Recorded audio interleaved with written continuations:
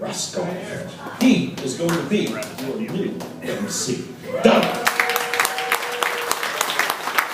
I might say, Don, you've asked a few times. You're looking very svelte. Congratulations. Hi, how are you? My name's Towne Crier. Welcome. And yesterday was my 60th birthday.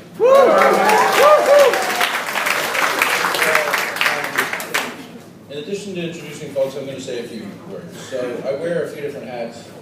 One of them is board member of Hudson River Sloop Clearwater. And that's just my current service. My kids and I started volunteering at the Clearwater Festival 15 years ago. And I live here now in Beacon because of my connection to Clearwater and Pete and Toshi. So we're celebrating Pete's birthday, but anybody that ever was exposed to Pete Seeger knows that it was always Pete and Toshi.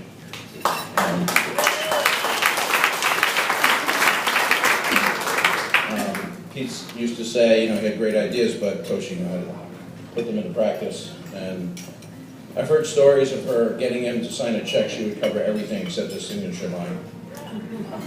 And that's a painting of Toshi over there, if you've never seen that. Just below the replica of Pete's banjo.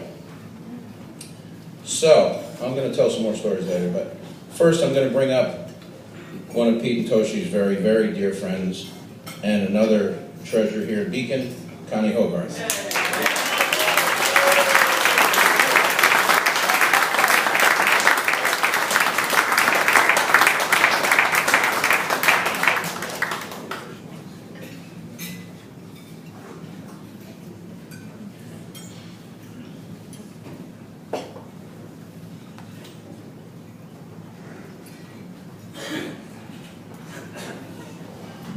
Well, I think at 91, I'm not a red diaper baby. However, like my brother comrade, David Amram, you still here, David? Yeah, I'm here. Who is a couple of years my junior. We together are among the senior radical troublemaking activists.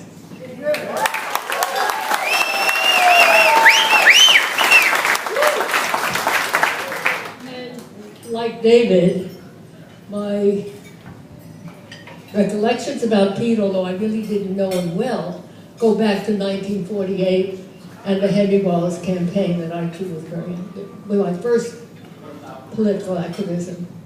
But through the years, I've known Pete for one way or another, and when I started Westpac in 1972, Pete was the first fundraising performer, which was just such a tribute to what we were trying to do and the wonderfulness of Pete, as we all know. And through the years, we've had so much contact, but the very special thing happened in 1998.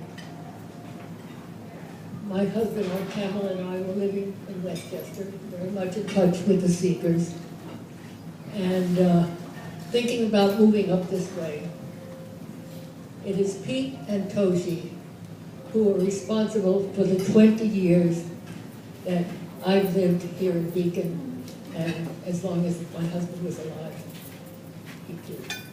So it's because it was a house right near the Seegers along the river,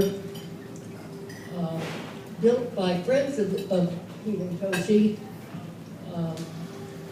Bert Savitsky and his wife Belle, although she didn't do the building. He designed the building, he built it, but Pete had his hands in that building. He did a good piece of the construction. So when the house apparently went through several hands and was available, and Pete and Toshi called us in 1998 and said, guess what? If you really want to move up this way, this wonderful house that we were responsible in some way for has come available. Well, we couldn't get up here quickly enough. And it's our dream. It was our dream house. And it was a dream as well because we were less than a mile south of the Seegers along 90 and facing the river. So we were privileged to move here and be a part of this incredible Beacon community and see it as it's changed and grown during these 20 years. But what it also meant was that we were taken into the Seegers family as part of their extended family. And we celebrated every birthday, every holiday with the Seegers, and Tina can attest to that. And such a privilege.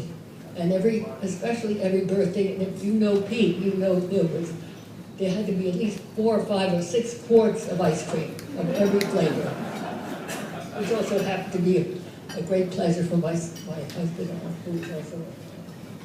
So it's been through these years that we've had this privilege to share Beacon, to share Pete and Toshi and their friendship and their family, and what a wonderful 20 years it's been. Now, I'm told by David Ross that because I have 4 stories, this is my 5, but he's gonna let me come back later.